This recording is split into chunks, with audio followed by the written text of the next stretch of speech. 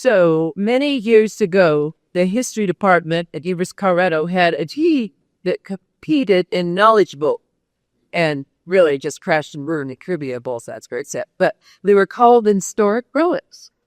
And at that time, that term did not describe me. But they should get the gang back together, except so was there a fight? Assisted living house. Yeah. Not me, but she went up. So, okay, so I'm, as discussed here on Reader, I am the historic relic. And I would say a couple of things that I think. When I was the young rebel in Western American history, I was really so amused at the pathetic efforts. The older guys had a textbook called Westward Expansion. And what they did in the 1970 edition was they took every sentence that was there in the conclusion of the introduction and they put, and women. And so it was the most enjoyable. I'm not going to do it to take too much time, but I used to say it was such a relative audience. It was so participatory. I would read the sentence, pause, and you would all say, and women, which were the typesetter a little bit, but really did not bring much exertion for the. So I'm going to say that at that time, as I got to write a book, that I didn't make fun of that particular phrase, but tried to move past that in some way. I actually thought that book came out in 1987. I would have thought that by this time, I would be living in a completely different world. Well, you see no more. That is the other one you tough. In some ways, yes. Not the ways that I was hoping for. Maybe because what you're really pointing out is that my coops crashed and burnt. That's what you're saying. So fine, I knew that.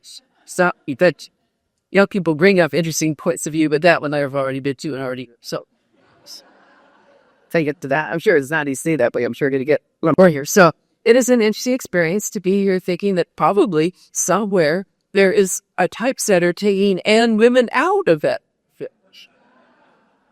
Possibly in a bill. So this is really a pleasure to have this opportunity to chat with these folks and to have all of you in on it. I'm going to propose a hypothesis that will be, well, maybe we won't even test it. Maybe we'll just affirm it. So here's the hypothesis, which these two people represent. Proof 4. Effective storytelling is the most life-affirming form of activism, or to put that another way, presenting compelling alternatives to the stories that have hung around long past their expiration dates is the most consequential form of storytelling today. Shall we vote? You could test the hypothesis, or you could just say, everybody read that hypothesis. Okay, yeah. So, we're through. No, because now we're going to demonstrate the hypothesis at work. We are sitting here in the company of two authors whose every word supports that premise. So, I thought I would begin with a question. Well, I'm going to start with actually a little bit more oblique. Because you are so nimble, both of you, in your expressions, in your without etiquette that ever is arcane and obscure, but still just nimble and conventional wisdom has a very rough time with both of you, which is really good. That's what conventional wisdom is needed. So I just to say, right. So I want to see if it's possible to say, it's probably, I think I know the answer is this one, but it would seem as if the imposers of authoritarian-driven orthodoxy could not even begin to know what you're saying. And if they can't figure out what you were saying, then they will have had a hard time telling you not to say it.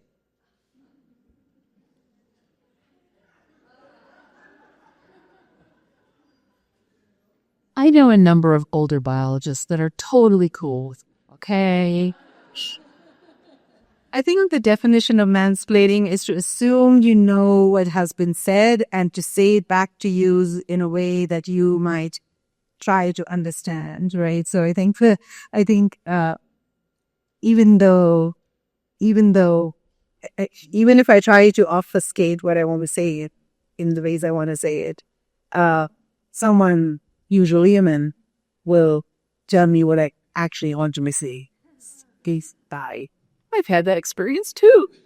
A small real fear like that. Well, it just is a wonderful thing that what you say it's so not a new formula or a new orthodoxy or anything like that. It's just a very dynamic. We used to take a lot of things for granted, and that's not really in our hands now. Do you fear, because it's happened a little bit to me, I'm going to ask you this, do you fear that you'll become the new orthodoxy?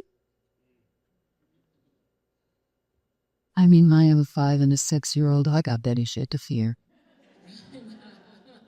There's growing up in a world like this, my God, and there's just so much football, and women particularly, any parent, but women in particular, that somehow we are going to protect them from all of this, that somehow we are going to shape them in such a way that we have full agency in who they'll become. And of course, you write about this as well, Sonora. So, I think a lot of my fears are less about whatever reputation my work will end up having or not having, and much more greatly upon have I or have I not been useful? And have I or have I not been a figure in my child's lives that has better enabled them to become whoever the hell they're going to be? That's what's central to me by now. Yeah, that's wonderful. This is a fear that I live with, right? I do not want to become irrelevant and get in the way of change. And I don't want to be the orthodoxy. And so when I think about the kind of feminism that I talk about, it has to be constantly fluid and constantly expansive. So, second wave feminism will probably disapprove of some of the things that third wave feminism speaks about. And now I do believe that they're in the sort of a fourth wave. For me, it's really important that when I say men and women, that's an expansive understanding as well. We talk about, the spectrum of gender, and that's really important. So when I say woman, I don't leave anyone out.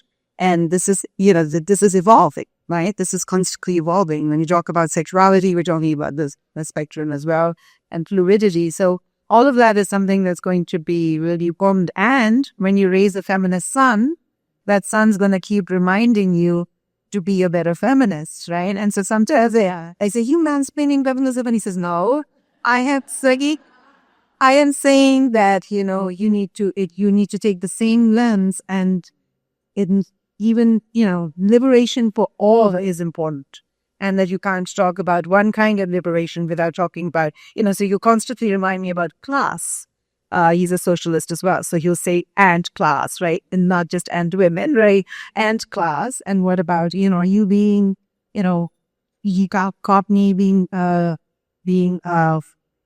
judgmental about addictive personalities, but sort of, just like a random comment that I made. And he caught me on that, and he said, where does your feminism come? Look at how does your feminism look at. So it's going to be constantly examined and expansive, and intersectional feminism is the only kind of feminism.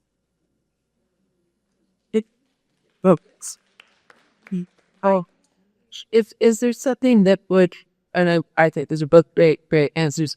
Is there something that you would like to have that comes back to you, sometimes without any quotation marks in your name, but it's out there in the world, it's circulating, people are saying it, and they don't even know that they're quoting you, because it has become just so much a part of the ambiance of the human mind. Is there something that would be like, well, you would hear that and you would think, that's kind of what I said, but they wouldn't even know enough to know, nor should they necessarily know that. Who are they citing? Does that make sense? Sure. Well, sure, yeah. I mean, if that's, you want me know? Well, I'll get you some. That this is a little bit of improv, and so there's a little bit of a tongue-in-cheek answer, but all right. So when you were opening, you were talking about the revision of the text at the end, women and women and so much of this idea of an intervening on foundational texts or foundational understandings of who and what we are and what history has made of it. All of our work deals with this, right? The idea of the intervening on the previously pretty much guy stuff, of how we understand ourselves.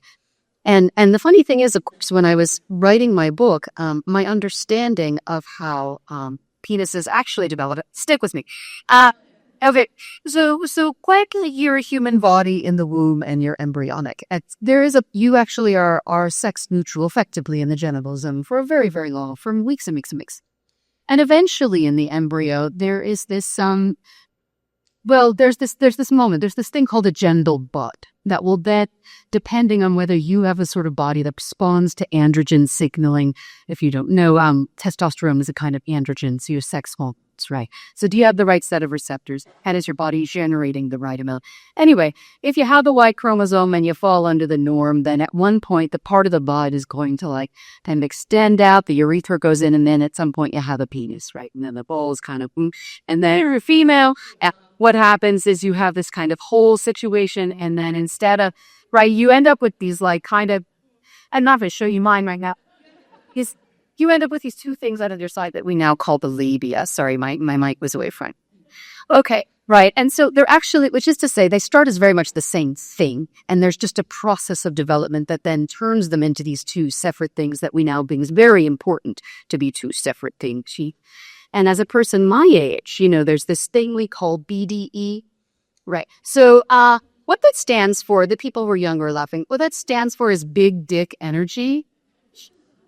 And it means you walk into a room and you're just confident, all right? You got nothing to prove, right? Your whole life, they're going to know that this is a good situation for them eventually, right? So that's BDE. And I'm like, well, from a biologist's point of view, of course, what you're really saying, because you begin it's kind of a default, you're really saying that he's got big clit energy, you see. And so a lot of these interventionist things, you see what I'm doing here? A lot of these interventionist things are really not simply about saying, and women. They turn around and they reframe the entirety of what we're talking about in the first place. Right? So that you actually can take a feminist biology and you turn around and you say, this completely changes what I understand about male bodies, actually. This changes what I understand about binary crap. This changes how I have the conversation in my first place. Also, I want to be known for big clit energy.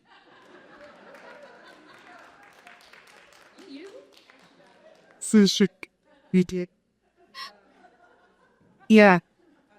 I think the dream is to be cited for something that you've written and to not have it, not have any attached to it, because it's caught on in the.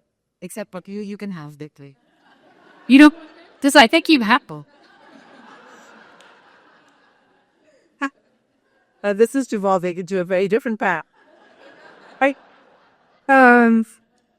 But yes, I mean, I've seen some influencers who have written to me prior and said, thank you for your book, and have then taken the idea and have done Q&A sessions with people and, said things that are in my book. But that's with How to Raise a Feminist Son, right? Like that. I want that. I wrote it partly for myself, and partly as a how-to book, but also for women to, the feedback, right? When you're writing a book, you're just writing a book. And you feel like you just need to meet your deadline and it's cathartic and you've got all these ideas and you need to put it down. And then the book is really a book when it's in the hands of readers, and they, sometimes they'll write to you and they'll tell you what it meant, and it's all these different people, right? And so to feel the sense of, oh my goodness, is something changing because of something I wrote, is so profound. Like that's the, big clit energy, right? That's like the human conduct. And so when I see influencers take something, maybe even a phrase of what I wrote, I feel like, yeah, get out of the way, get out of the way. You put it out there. They made it their own. This is beautiful. So that's my dream. Now, if you do that with my fiction, I may not like it. But if you do it with the nonfiction, we'll like. Oh, okay. I'm going to go straight to a topic that we have time to do this. We're going to do this. We are going to, we're about to actually settle all of the strange surges and retreats and pushbacks and embracing and then backing off of the word feminism. So we're going to resolve it. Well, no one leaves the room until Bex was up. And if that panics you, it should not, because we had the two people who together are going to resolve it. So, and that.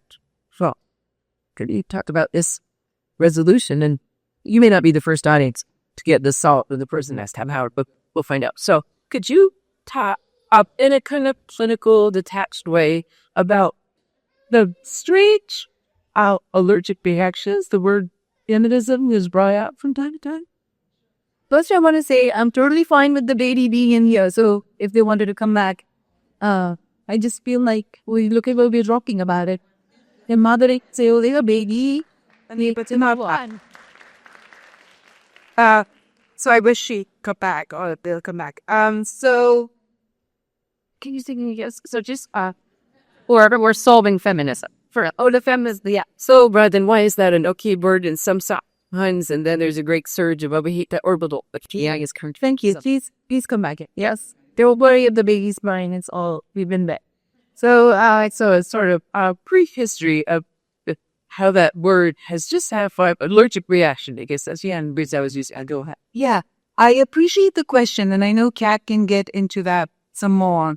But I am tired of that question because I just feel like there's so much going on that we need to address right now in the world.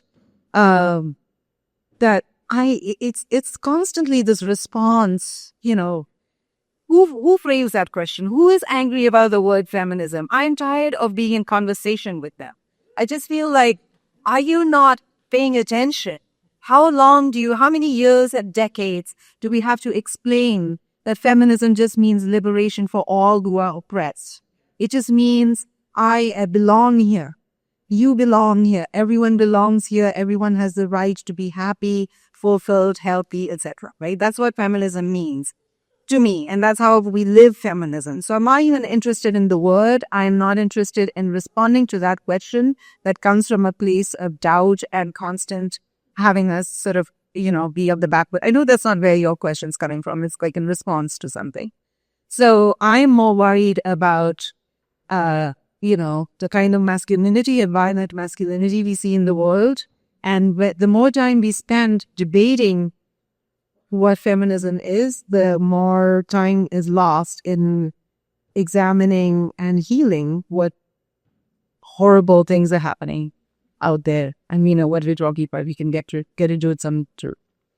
Look, anybody who studies violent extremism, and we actually have a number of very good scholars in the United States working on this, and if we don't burn the academy entirely to the ground, which we're doing, but we might still get some of that scholarship. But a number of them have already pointed out that the one thread in common between so many different cases of extremism in the U.S. and in Europe is extremist misogyny. Now, this is often talked about, which is the hatred of women, if you want to have a vocab. If you want to talk, we usually have a conversation about how this is sort of like a fun add-on. Like, well, if you're a racist, maybe you also hate women. Like it's an option. It's just like you could just put that on, just to your little lanyard. Also hates women, and it's all treated, in other words, as a foundational feature. Do you see? It's treated as a confound, an addition, also, if you're already a dick, you're also this, And it's and what's interesting to me is that we're only, I think, very few, just some are starting to treat it as a foundation feature, actually. That actually this is the gateway drug to a lot of other extremes, right? And it's not only online that we talk a lot about it online, right? We talk a lot about the online craziness. We talk a lot now. Well, we're going to have a lot more conversations about groypers, but not on this stage. Given the last few days, you can look that up. So, but we talk about it as this way now of that's where they're brought in.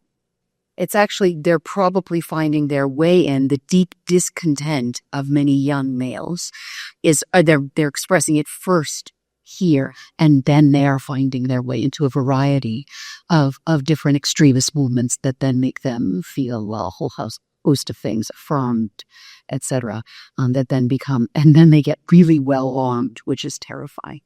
And I think that that's a really important and interesting thing when speaking to your question Patricia, why do we keep coming back to, do we have to apologize for feminism? Do we have to apologize for identifying as a feminist? Or what sort of feminist are you? Oh, God forbid, an old liberation movement might have disagreements between generations. That's never happened. BS. No, we're always going to be a unified block of whiteness. No, we're always going to, right? Like, agree with each other. But this is the liberation, ostensibly, of half the damn human planet. So I would assume and welcome a diversity and beauty of many feminisms, right? Which is the only way forward. And we don't have the time to apologize for it. We busy.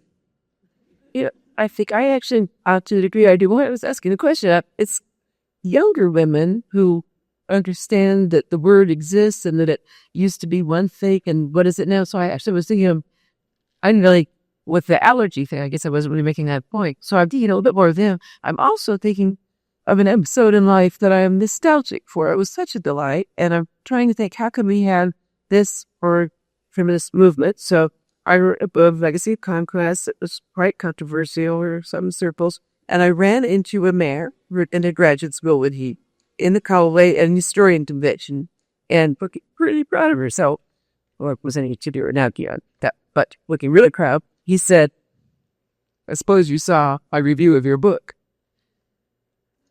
And it was so fun. It's so hot. This is decades ago. And I found this moment I got to say, oh no, where was that? It's not a delight. Should we all just enjoy that moment? So fun. I could tell you his name, but I won't because he actually turned into nothing as a scholar. I have to tell you that. And I have not reviewed any of his books. I wouldn't do that. But anyway, so that was just a great moment. That, and it seemed to be closure.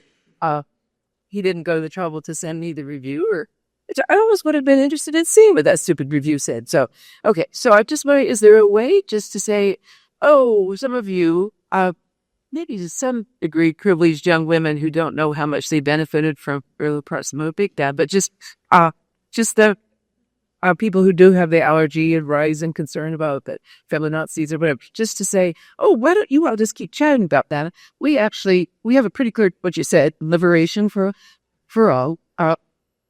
We have a pretty clear definition, and if that's the way you want to spend your time, and that's kind of what you're saying. I don't want them to know what we've been through. Isn't that the dream? Isn't like, yeah, because, there was something in academia, right?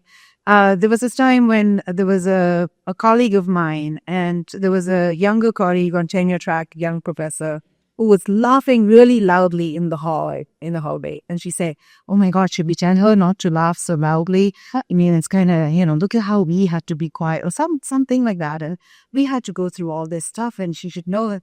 And I was like, wasn't that the point, that the younger people don't have to go through the same thing?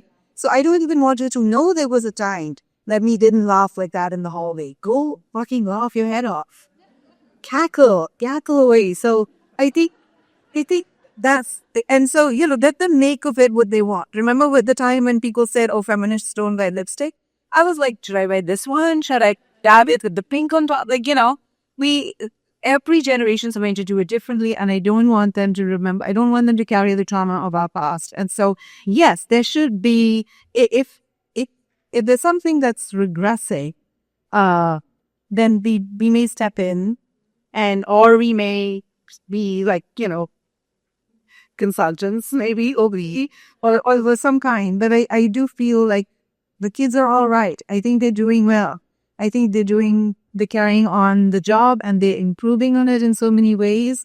So I'm actually heartened by that, and heartened by young males, especially straight male feminists, this het male feminists who are joining in, not in the performative male that we see their contests now, the performative feminist male. They have these contests on Instagram anyway, it's become a joke. And then I asked my son to please not be the performer. He's not. So, but if that gives me a lot of hope as well, that young male feminists are joining in, because they see that they want to be in beautiful, happy partnerships. They want to be led rather than always be expected to lead. They want to be able to not have the burden of protector and provider. And there's lots of beautiful things happening. I write about that in the book as well. A lot of beautiful things that I want for my son and I want for young people. And I see that happening and I feel very happy that that's happening. And I mean, the kids are all right, and the kids are gonna be all right. Both, right? You know, because there's still things about their lives to improve. You know, now I don't want to overly praise the sciences. I know when someone like me gets up here and we're going to be like, the sciences are awesome, be into the sciences, you know, what have you, because I write about it and I'm in scientific research, and that my book is about the evolution of the female body, public-facing science work. But I also want to say there is, in principle, not always in practice, but in principle, a spirit in the sciences that I find very valuable here when I think about this position. In that our work is done literally to be improved upon by others. It's the whole goddamn point, right? It's not that you want to be cited for your ego, although, you know,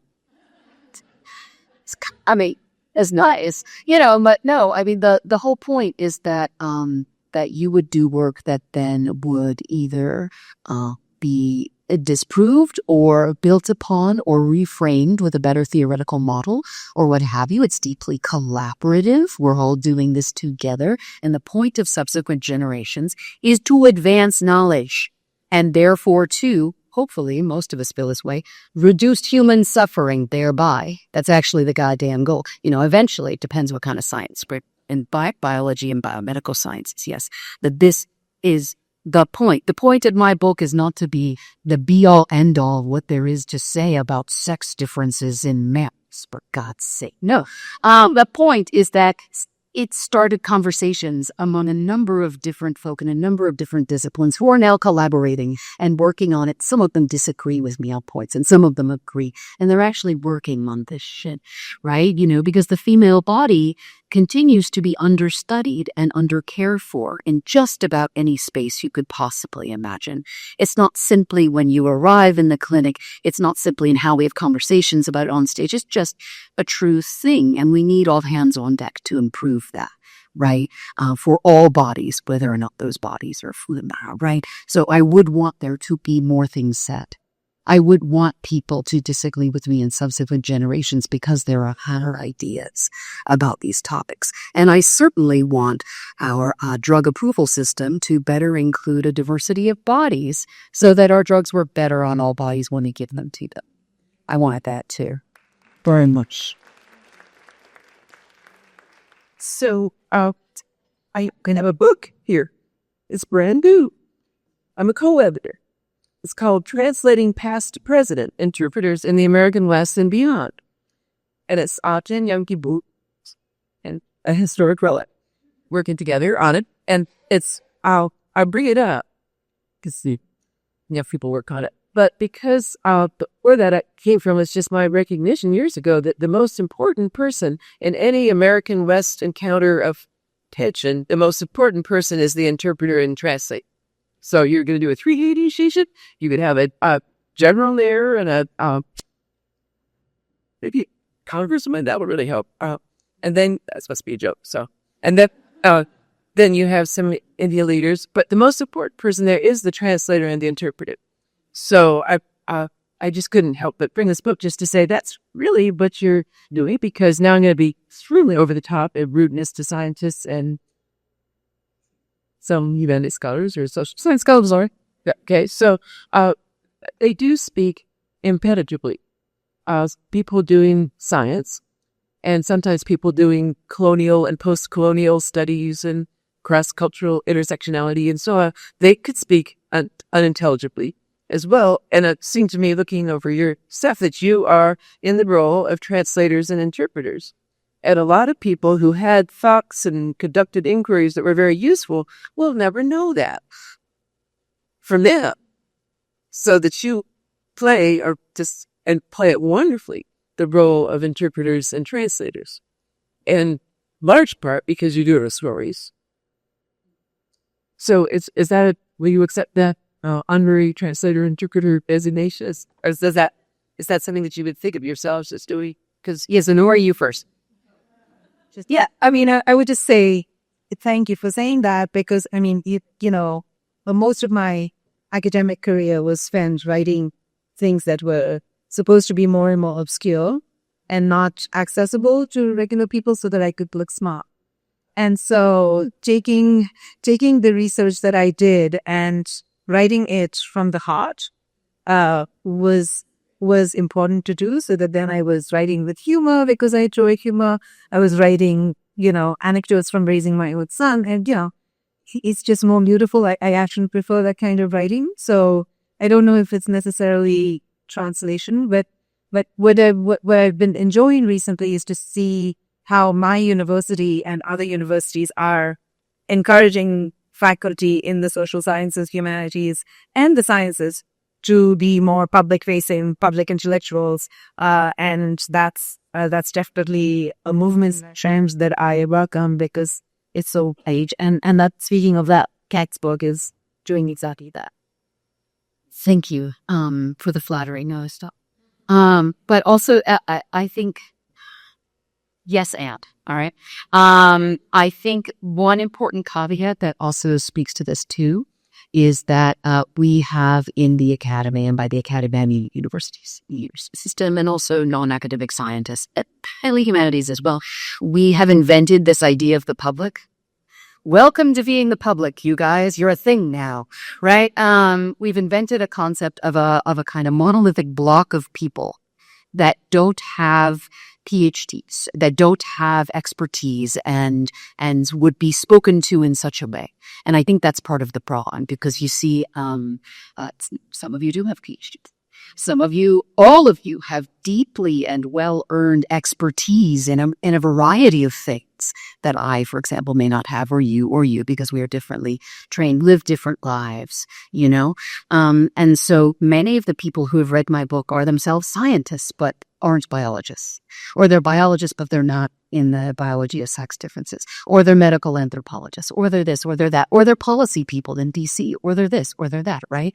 I've been lucky enough to be able to crack a joke that pulls enough people in. So that's just the luck of the sort of personality that I have. But it's also that I really distance myself from this idea of the public, because there are language communities, for sure, and many of which in the academy can be very performative, which is what jargon's for, which is the appear smart, which is this, which is that, and can be very self-reinforcing. That then if you don't adopt the mannerism and the dialect of that language community, then that means that you don't really belong, or you're not properly trained, or you're not serious, or you're not.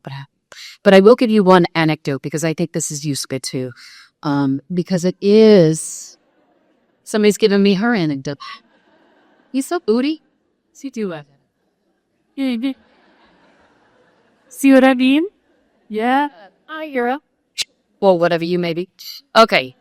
Anecdote, because I think this speaks well to what both of you were saying just now. One of my mentors at Columbia University was Stuart Firestein.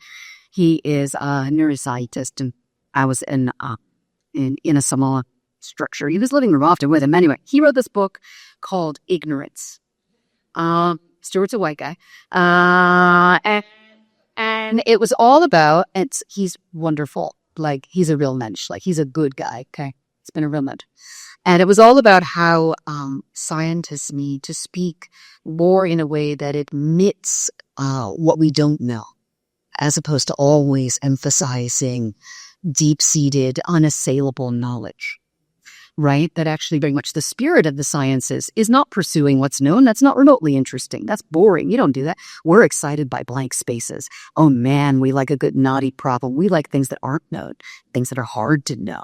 Ooh, that gets us all up in our feels, right? And that actually then a better role for a scientist speaking to this invented public, but even to each other, is to speak from here is what we don't know, and here is what we are coming to know, and here are the spaces to be improved upon. Now, he gives a talk at the university after the book comes out, as you do, and everyone is applauding, comes to the Q&A, right? And a woman stands up. I won't name her because I don't have permission. She is a Black professor at the university, colleague. You don't get to be such a person without being really good at your shit, okay? This is a good, brilliant woman, right, who's a professor at the university. And she's like, hey, Stuart, thanks for your talk. That was great. Cool. She said it more formally than I'm saying. she's like, what you may not have considered, Stuart, is that I don't get to do that. I don't get to stand up and proclaim my ignorance. I get to constantly stand up and have to perform an excess of knowledge and confidence. As a woman who is a woman of color at the university, she's saying in this audience, right? Now, to Stuart's credit, he doesn't then immediately defend himself. Good for him, Stuart. He actually says and fully admits, I never thought of that. He actually got to say that. Good for you, Stuart. Can you believe it? I know he's a good guy. And you think that's... we like him very much. I've had plenty of wine. With... Not right now. But what I love about that moment for me, too, is that I think that also means that if you have the goddamn privilege to do the biggest flex there is, to get out there and not constantly proclaim your endless confidence, but say the things that you do and actually a lot that you don't know, and where you are unsure, and when you've forgotten the thing, and when you can be just a human, usually on the stage, that undermines a lot of this problem. And it opens up the language communities, And it's very much why I didn't put Dr. Cat Bohannon on my book. Because I have the privilege to do that. Yeah, however, I would say to that, to complicate that though, and to go back to what the woman said to Stuart, we had this conversation in our department where the white male professors, for the longest time had been asking students to call them by their first name. Call me Jeff, call me Chris. And the women of color in the department said, no, I'm going to ask my students to call me Dr. So-and-so. And there's a lovely video of Maya Angelou asking an audience member, a young woman, to call her Dr. Angelou and there's a beautiful poem about how, there's an automatic deference given to white people, white women as well, and white men, and others in power, right? Whereas we, as women of color, have to constantly perform to learn it every single day. When you go in, the teaching evaluations say certain things, right? So it's really complicated. They won't say, oh, I don't like the color of her skin. They'll say other things like, oh, I don't, oh, she was disorganized. Whereas the white male will be seen as the absent-minded professor, right? The genius who cannot be bothered with being organized, right? So I think it's just to complicate that who gets to say, to give up their power or to perform that act versus who doesn't pick to do that. And it's all into that spectrum of feminism. This is not a thematically easy transition, but it has come up from the title of humor.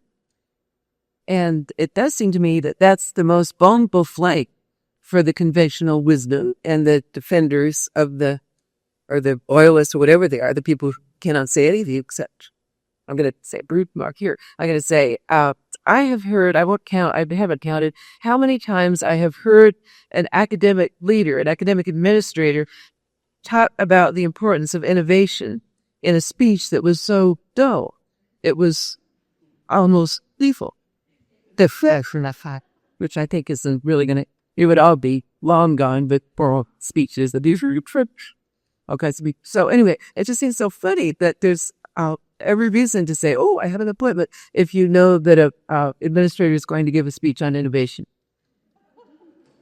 So that's just, and you do have another appointment. Whatever you do, it's going to be better than that. So and as you'll notice, I'm trying to practice a little bit here with this. Humor is the humorlessness of conventional thinkers and conventional defenders of the status quo. That is a very vulnerable flank. Their humorlessness is just so much a way of losing an audience or so we all of us seem to be enthusiastic about humor.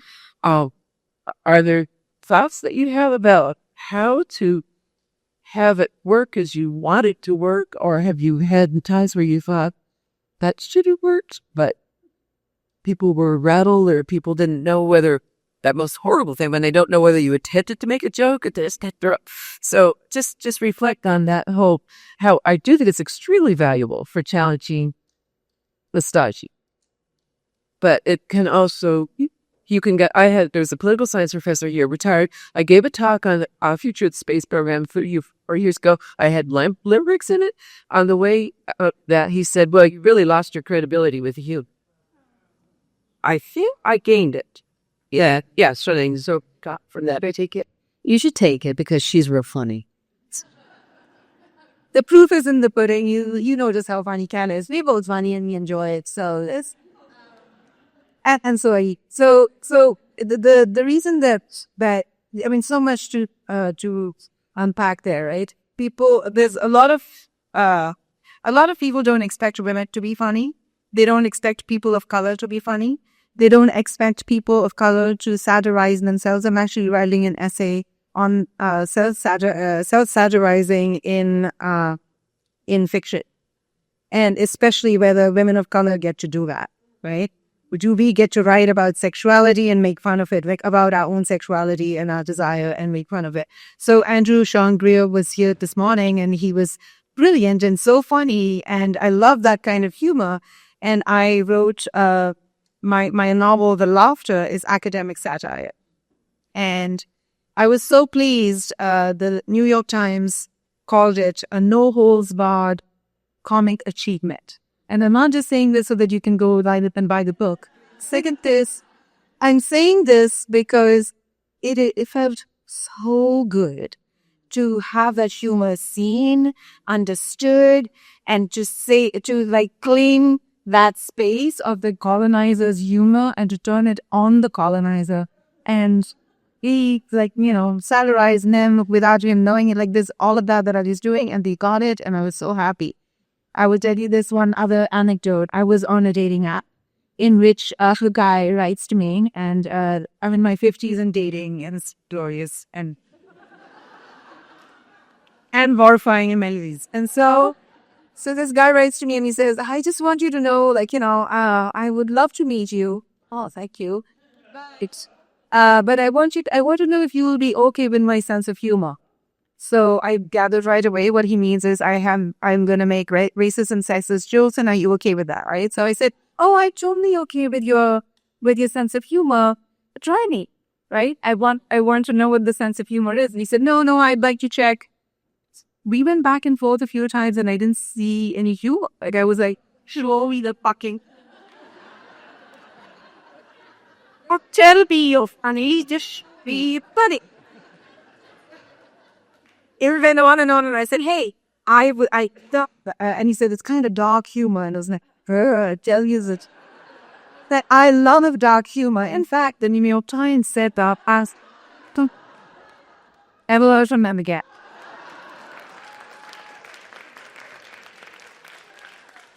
Pick up here coming. They don't see our humor coming. They don't expect it. And female comedians, it really matters to them because that's their work, right? And they have this uphill battle, and they write about it eloquently. Lindy West writes about this and Mindy Kaling. Look, I mean, I so admire Mindy Kaling. Look at the spaces she's in, right? Yeah, she's so good. Why is old? There's a hot ass one, mom. So the no, yeah, I think, I've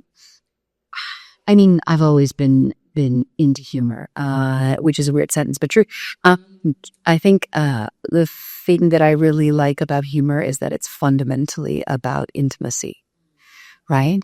It opens that door of possibility for intimacy that then anyone can sort of walk through. We think of it as this performance of bravado. We think of it as a distancing. It depends how you're doing it, but actually, once you get people laughing, other people feel okay to wow.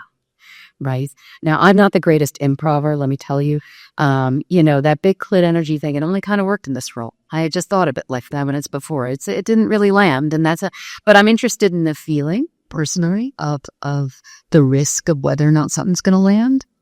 I like that. I'm interested in that as an artist. I'm interested in that as an intellectual. I'm interested in intimacy in general. So that's just a thing that I think is kind of great. It also, once you're in a space of intimacy and once you're playing with vulnerability, it allows for certain conversations that you can't always get to. Like earlier today, Andrea was talking about how we can get closer to the pain of your topic in humor that you can with straight pathos.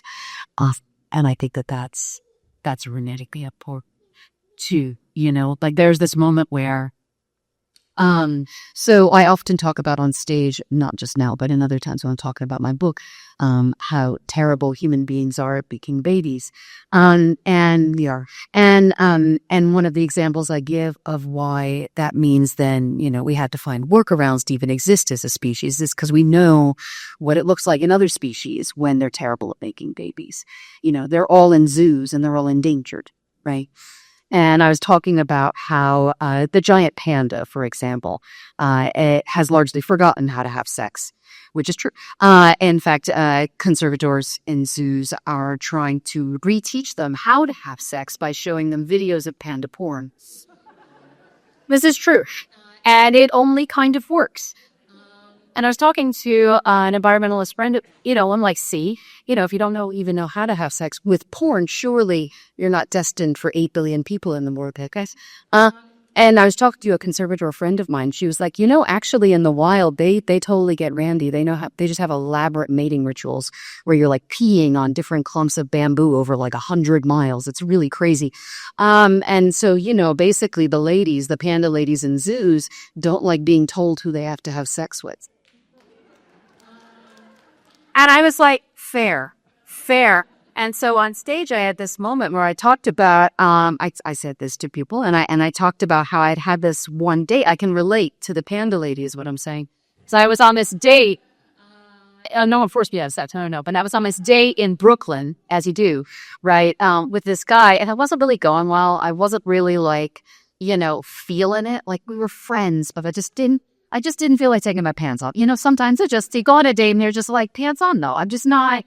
I'm not feeling your BDE right now. Just, And he was like, okay, cool. And we were actually at his place, and he was like, he had his laptop, and he was like, well, let's just watch something. And I thought he was gonna show me something like on Netflix, but a different Netflix and chill, right? Just like something relaxed, but my pants did on. And he turns the laptop around, and it is porn. It is full on. And it was really boring porn too. It was just really, just not my style, just really not and it was clear that, and explained earlier in the date, because it was Pornhub. So it was pirated. It was cheap, he's not even fan for his porn, which said a lot, and I was just really feeling the panda in them. Right. And I said this on stage at the Boyle Society in London. There was another in the audience, and he came up to me afterward. He said, I really liked what you said about the pandas.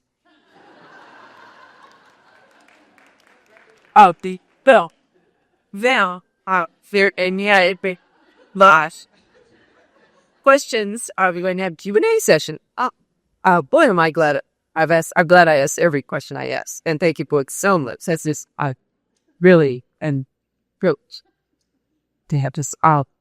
However, I will stop asking questions, which is not easy. I will get other opportunities, but now we are going to have either participation. We have people with microphones around that you but yeah. I'm actually perfectly happy about having you take over.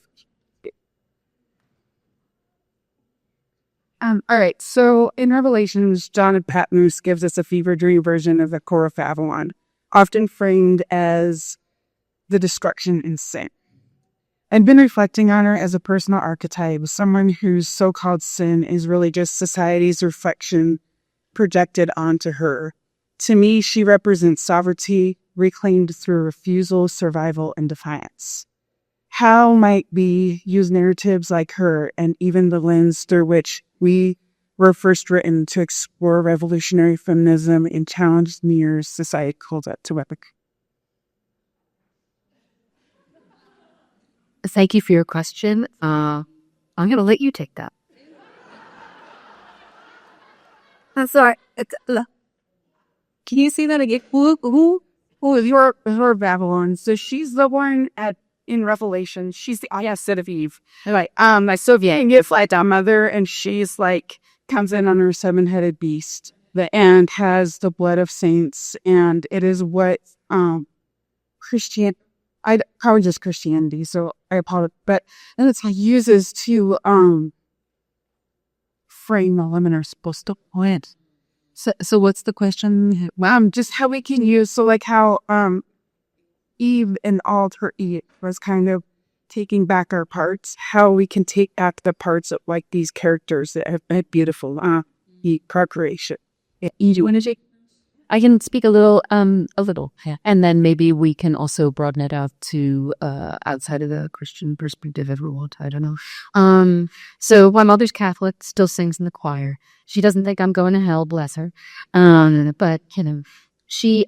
So I went through catechism. Oh man, I have read the Bible so many times. I have read many religious texts, but that is one of them. And I can say that. There really is a strong break between the Old and New Testament. I mean, just style-wise, and when was her? Just like, so God's cool now? Because before there was a lot of vengeance. There was a lot of smoting. The smoted and the smiting and the die and the bootsy bad, the God thing. And now it's fine, it's chill, and it's about acceptance and love and Jesus. So the book of Revelations, I had one biblical scholar tell me, is best understood as a political document that is written at a time when many Christian sects are themselves actually being oppressed and are very much at with an empire and are figuring out how to exist in that world. And so this very coded language of the Whore of Babylons and the seven-headed beast, which is actually supposed to represent different cities and what have you, is coded language. That this is actually a way of speaking to one another. I'm doing this very crudely. If any of you are biblical scholars, sorry. But you know, that this is a way of speaking under the watchful eye of the oppressive state, or what approximates the state at the time, right? And that it's only later that we start to take those tracks and say, I'm going to make them deeply and meaningful and imbue them and have it be non-political and have it be held in true understandings. Sorry. And that even in the Old Testament figures of Ruth and others, that, you know, there are many ways for women to be in Christian texts. So I think that's always a useful thing to me. You know, it's sort of like we're already choosing how to interpret many of these ancient sacred texts. So it isn't that much of a step to then decide what we're going to keep and what we're ready to be done with. Thank you. And I think that we're in such a great time, right, where we are expanding these notions and we're turning these things on their heads, right? Like, I'm not going to hide my sexuality. I'm not going to feel guilty and shameful about it. I'm not going to take your interpretation of the Whore of Babylon and use that to feel less than or feel like I need to be, you know, kept under lock and key. And so you can interpret it in so many ways and so many cultures. Like, I have that in my culture and my religion as well. And I'm definitely writing to, you know, to go past that, right? And so we were talking about that too earlier in How to Raise a, with now having raised a feminist son. He's 30 years old, and I get to enjoy the benefits of having a feminist son. I'm going to tell this anecdote that I was telling my son about this person. I was going on a sixth date with this guy. And I said, I'm going on the sixth date with this guy, so I thought I would tell you. And he said, "Oh, you don't sound very excited about this." And I was like, "Yeah." And he said, my son said, "Are you attracted to him?" This is he, like in LA, he was on the phone. And I was like, "Well," and so he said, "Oh, mama, no. What did you serve to be attracted to someone? Like, no, you know, end this right away. I insist." And I was like, and he wants me to, you know, so it wasn't some verbal misogyny. It was like, what? For this young man to see his 50-something mother as a sexual being who deserves to feel attraction and not settle at her age so she could be taken care of or whatever it is that I'm supposed to be afraid of now, right? That is when we have actually moved something and healed something and opened some side doors. Right. And so similarly, I write about women's sexuality and unexpected. So in The Laughter, there's a Muslim woman and she's doing something sexual you would not expect. So she's not the perfect Muslim rescuable Muslim woman. Right. In my forthcoming novel, it's all about this, like, you know, taking Miranda July to women of color plus plus, like the unhinged woman who's discovered her sexuality. Those are all the ways in which we reclaim that and we say, yeah, I am a whore. Can't it? Yep.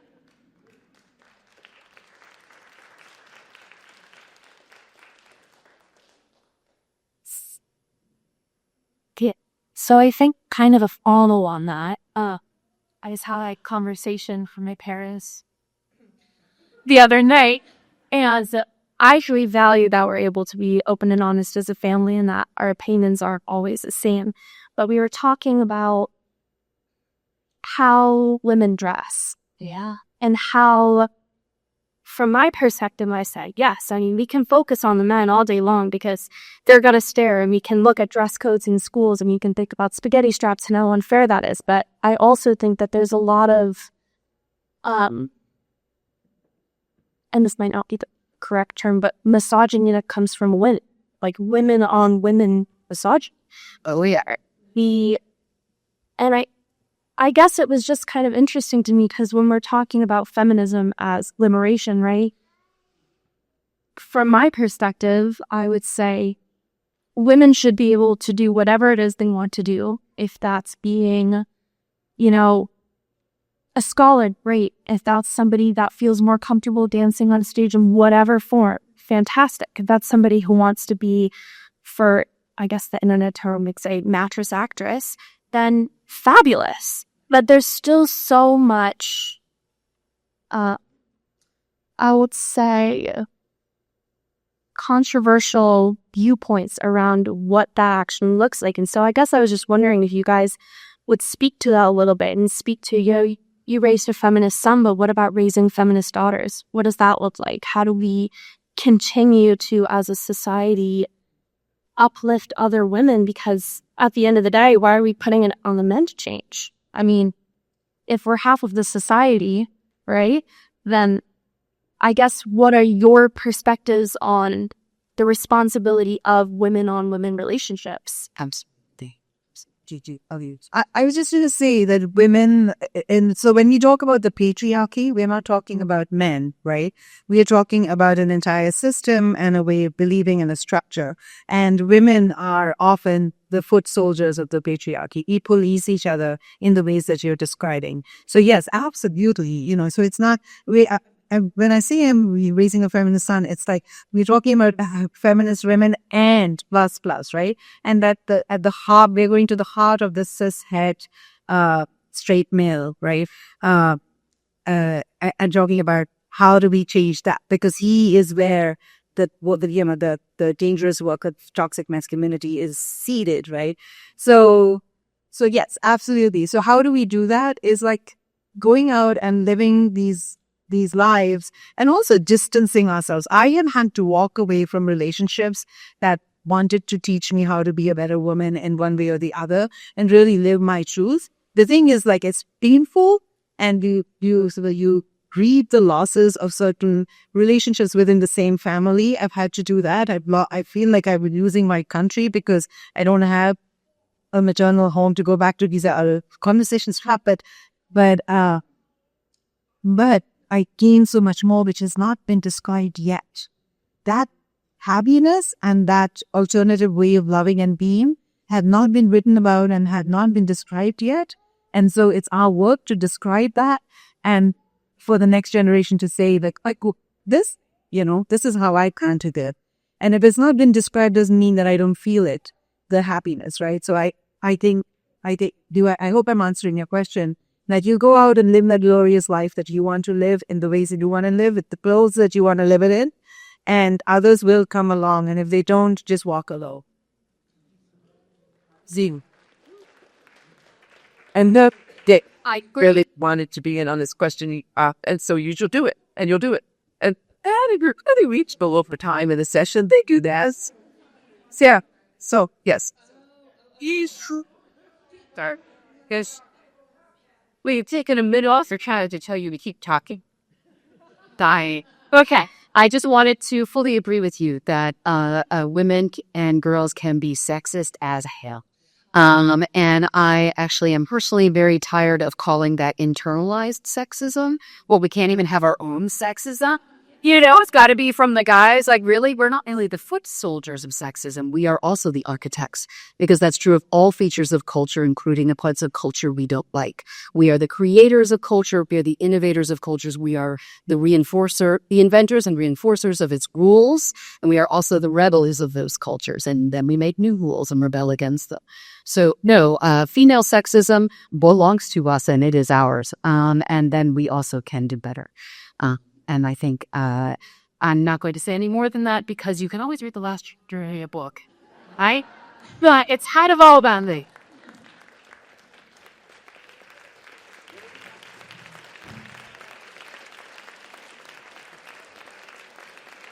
Well,